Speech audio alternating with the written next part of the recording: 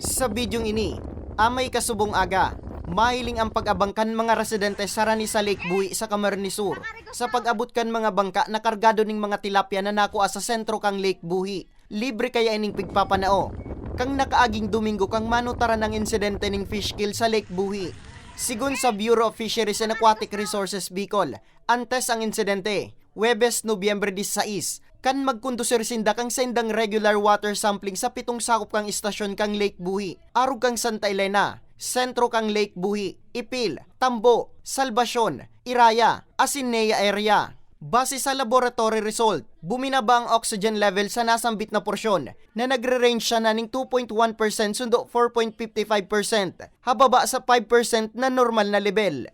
Sigun sa ahensya, apwera kang malipot na panahon asin mga pag-uran, saro manini sa mga rason sa nanutaran na tilapia fish kill sa Lake Buhi. During heavy rains, ining mga tubig uran na ini nagtuduman sa irarom kang lake, kang tubig. So pag ini nasa irarom na kang tubig, pinupush niya pataas itong warmer water. So kapag pinupush niya pasakat, nakakaiba na po ang low dissolved oxygen. So kapag yaw na duman, so naaano na po yan kang mga sirata, that's also causing the fish kill. Kasudma, liwat na nagkondusir ang VFAR ning water quality testing sa 10 sampling stations. Nagluluwas sa sendang monitoring na 0.22% sa ang oxygen level sa mga nakuang water samples. Apwera kay ni, nagkolekta man ng tilapia samples ang ahensya, nga ni pag-adalan kung ligtas ba ining konsumuhon.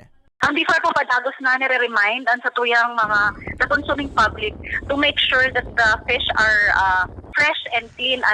So kung kinuapo ninda during the fish kill and buhay pa man po, please make sure maging mapanuri and kinatison araw kang mga ginigibutan sa pagpakaling sira. So just make sure na ang sira mayo pong parong, maray pa po ang kamugtakan. So maaraman taman po yan sa physical na itsura po kang sira.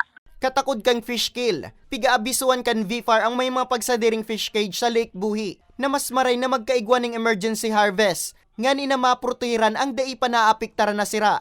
Na-report kang Lake Development Office, kang LGU Buhi, nearly 3 million po ang total cost of damage na. Pero we are still awaiting and verifying as to the volume of tilapia po na affected and also the number of fish cage operators na affected sa fish kill. Asigurasyon kang VFAR Bicol na tututukan ninda ang nasambit na insidente. Mientras tanto, sa masunod na simana, plano liwat kang ahensya na magkondusir ning water sampling sa Lake Buhi. Para sa mga baretang tatak Bicol, Nomer Corporal.